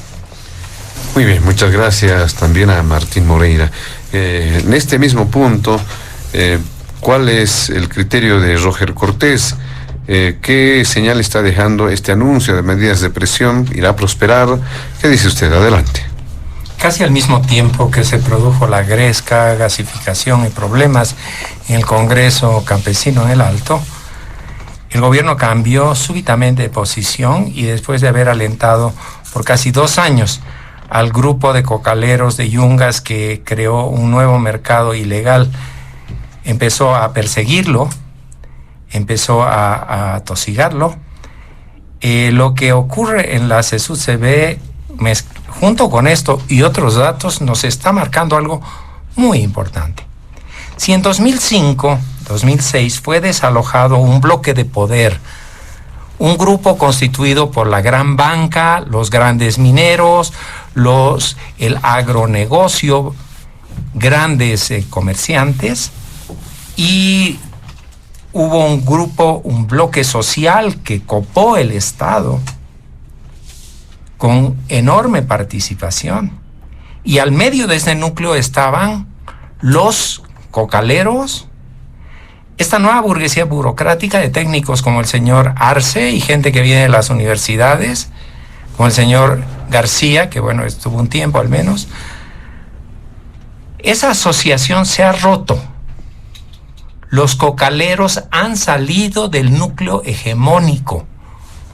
No solo los de Yungas, que nunca llegaron a estar y han sido perseguidos, sino el Chapare se ha convertido en un bastión donde se oculta quien fue una figura internacional que se paseaba por el mundo y hoy solo puede salir a Venezuela, salía a Argentina, pronto no lo podrá hacer, e inclusive en países amigos como el Brasil tiene riesgo el señor Morales.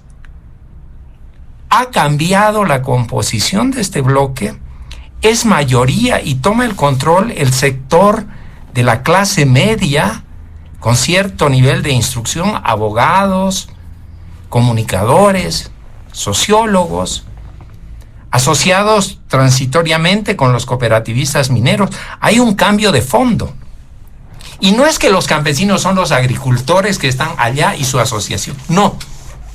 Yo entiendo a Bolivia como un país campesino, porque los indígenas, liberados con la revolución del 52, migraron a las ciudades La Paz, El Alto, Santa Cruz, Tarija, están principalmente pobladas por hijos y nietos de campesinos.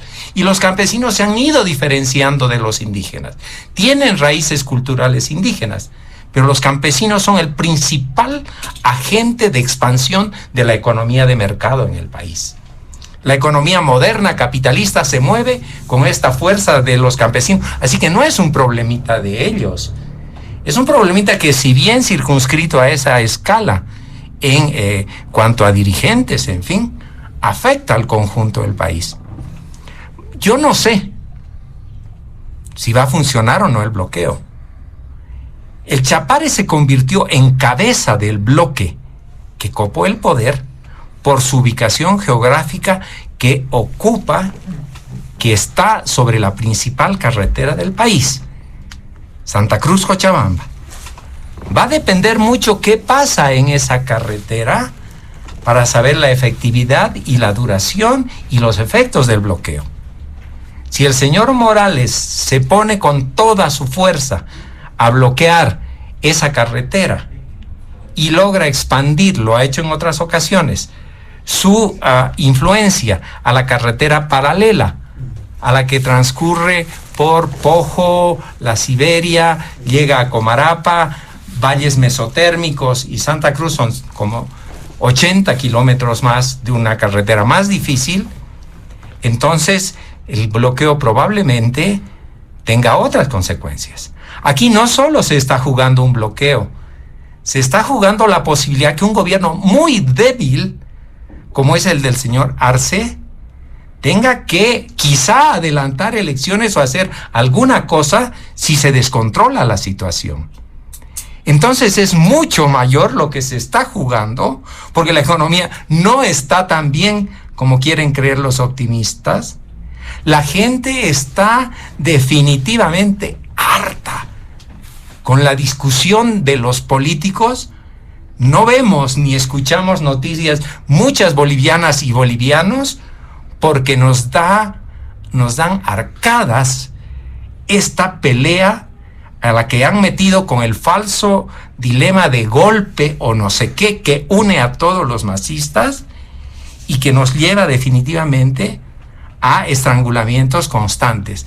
El bloqueo fue arma liberadora de los campesinos cuando nació su confederación allá por el año 78. Hoy se ha convertido en uno de los problemas mayores que impide la nueva economía. Esa nueva economía está constituida porque en vez de llegar 800,000 o 900,000 turistas, vengan 5 millones de visitantes que Bolivia tiene que ofrecer, más que las catedrales de Europa. Tenemos que ofrecer al mundo una fusión entre naturaleza y culturas verdaderamente atractiva en una época en que la supervivencia misma de la vida está en riesgo. Tenemos la posibilidad de producir alimentos sanos, no contaminados con el paquete tecnológico de los transgénicos, que no debemos permitirnos, podemos ofrecer también de la silvicultura productos como el azaí, podemos ofrecer economía naranja y tenemos que ofrecer empleo nuevo, renovado, con la mejor investigación y desarrollo de nuestros problemas a más de 100,000 cocaleros, a más de 100,000 cooperativistas mineros y a muchos miles de transportistas que atestan nuestras calles. Esos son nuestros desafíos y desde luego el bloqueo, exitoso o no, del 4 de septiembre no ayudará en ello, sino que nos pondrá más piedras en el camino. Muy bien, nos vamos al último punto de diálogo en Panamericana. Hay tiempos establecidos que vamos a tener que respetar en adelante. A 5 minutos por invitado, por favor, hacer referencia a este último punto que tiene que ver con el tema de las judiciales. Hay plazos fatales que se habían establecido previamente, aunque ha surgido recientemente una iniciativa, un último esfuerzo, se ha mencionado, por viabilizar una ley que permita realizar elecciones judiciales, pero ya no este año, sino en enero del 2024, y con la salvedad de tiempos incluso, porque las actuales autoridades cesan en funciones a fin de año. ¿Qué dice sobre este tema, don Carlos Bert? Bueno, el tema de la justicia está ya en mesa, está presente hace mucho tiempo. Es el conjunto de la población que ha asumido que la reforma introducida en la Constitución de 2009, a través de la elección en ánfora de los magistrados, no ha funcionado y nos ha traído a esta situación de extrema subordinación política de la justicia, y se necesita una reforma de fondo. Eso está presente. Lo que quiero hacer ahora, sin embargo, para juntarme a los análisis anteriores, es no ver la reforma de la justicia o el problema de la justicia en aislado. Pero como tengo solo 5 minutos, me voy a permitir esquemáticamente llamar la atención sobre esto, sobre 5 puntos que muestran que el 55% de 2020 no existe ya, que el MAS es hoy minoría. ¿Cuáles son estos temas? En la Constitución de 2009 y el proyecto político del MAS se introdujeron estas 5 modificaciones. El Estado plurinacional. Y ahora ha aflorado esta división de la CESUD-CB con pueblos indígenas, que nos está mostrando que es un pongueaje político de las masas, de las comunidades campesino-indígenas por el partido de gobierno. El Estado plurinacional ha fracasado, no ha resuelto los problemas del país. Mencionaré solo un tema para reducirlo al campo indígena. Han creado, después de casi 13 años del régimen de autonomías, han creado solo 6 autonomías indígenas en pequeñas parcelas del territorio boliviano. Les han dado el título de autonomías indígenas y las han dejado como está. No ha cambiado absolutamente nada, su situación, siguen con los mismos impuestos, los mismos ingresos, pero felices porque les han dicho que ahora son autónomos.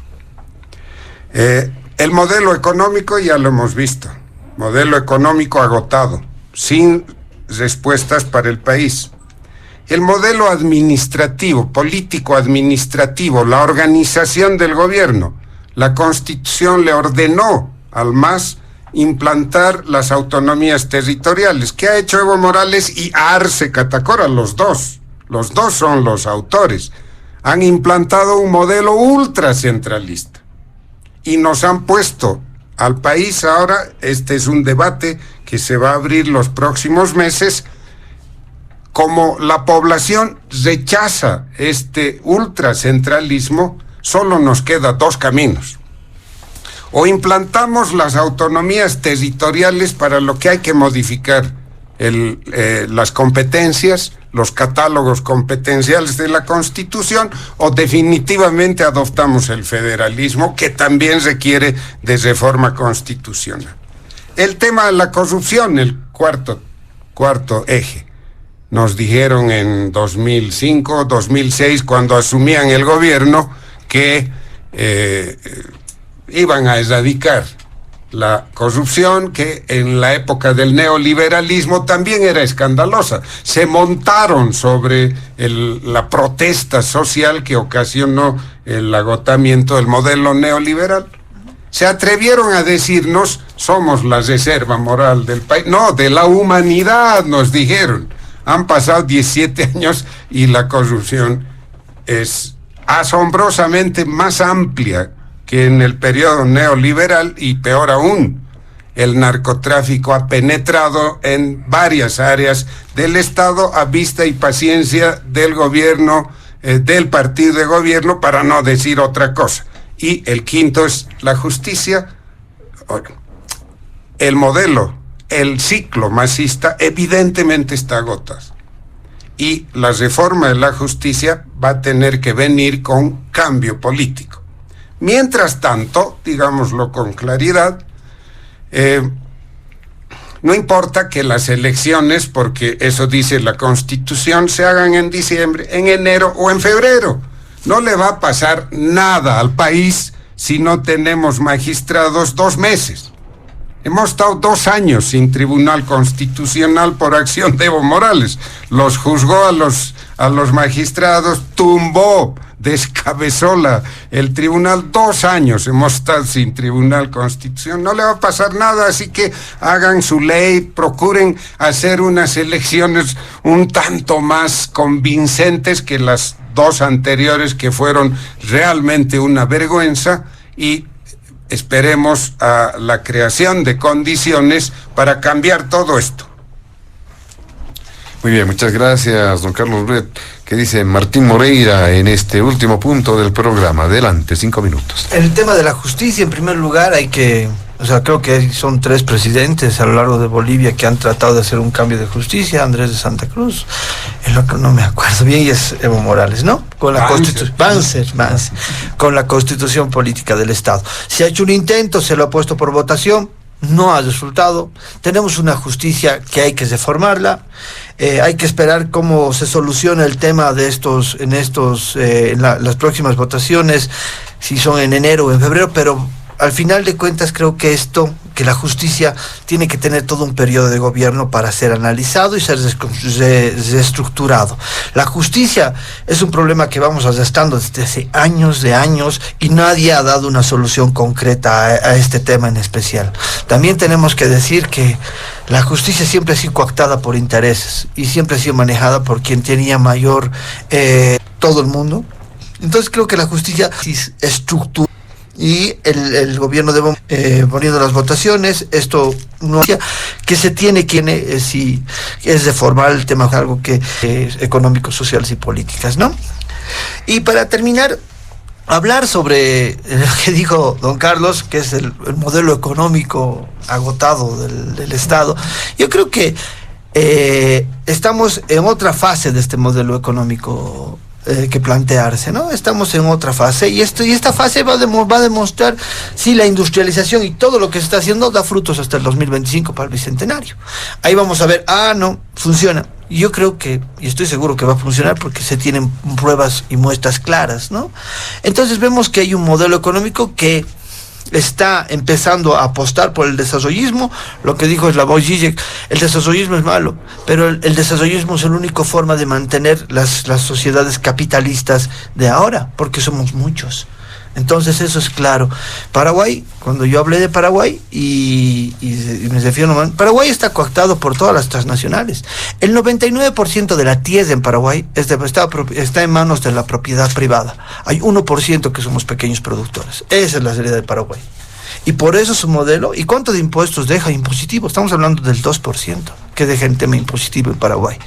Es un modelo muy extraccionista. Entonces, para resumir mi participación, yo creo que el modelo que se ha planteado con el gobierno de Luis Arce todavía tiene muchas cosas que ofrecer. Estamos en un plan de industrialización, cambiar de ser privatizadores a darle valor agregado a la materia prima, y creo que es importante tomar algunas salvedades.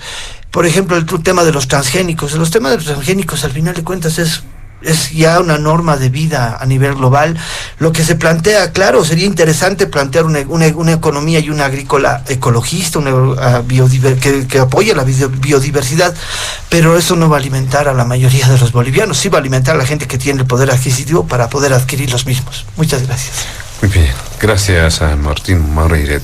También para finalizar este último punto y el programa, Roger Cortés, adelante, este tema de las judiciales. Sí, yo rechazo categóricamente que quien haya fallado con la reforma constitucional hayan sido los electores que han votado por los jueces. Esa es una falsedad.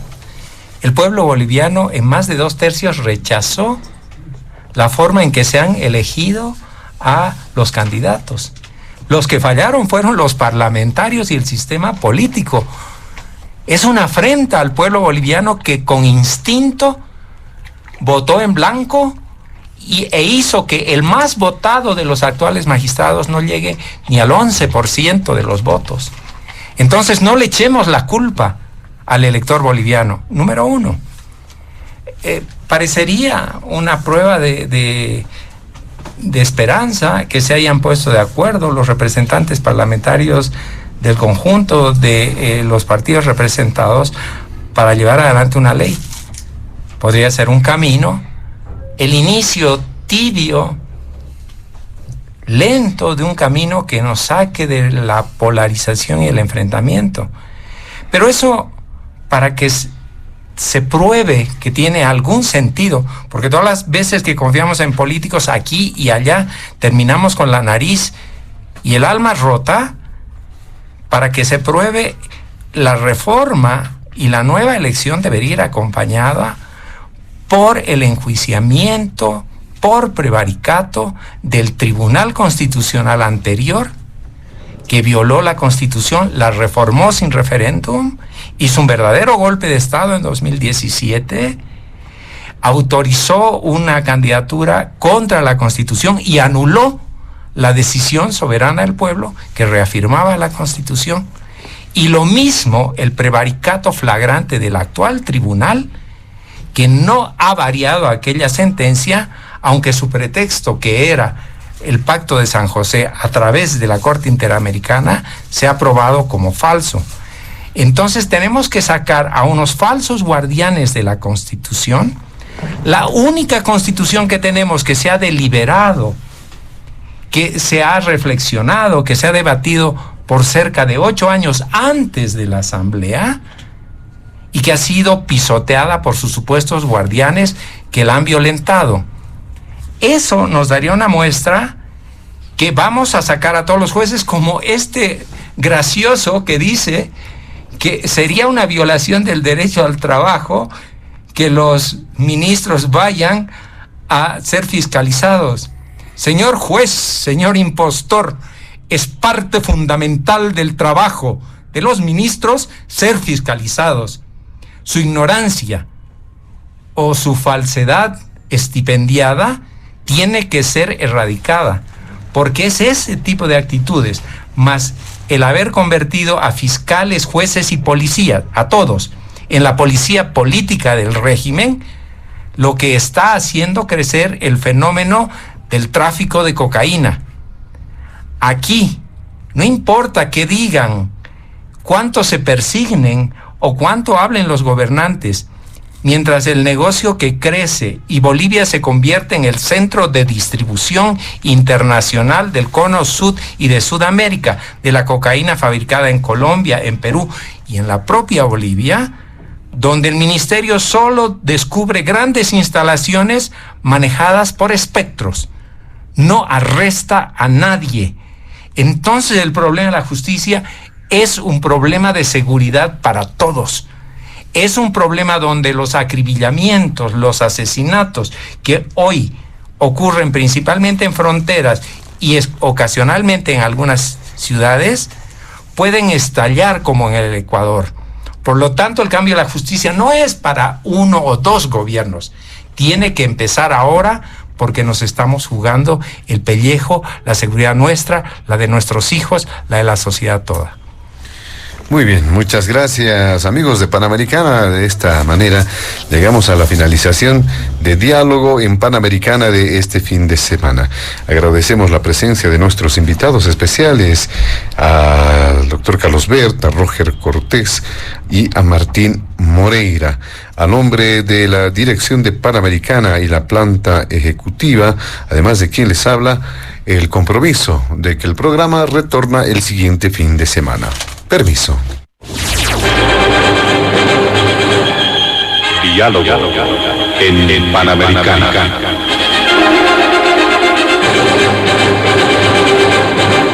La radio agradece por la atención prestada al programa de hoy. Les invitamos a la próxima entrega del Departamento Periodístico de Panamericana, cuando anunciemos.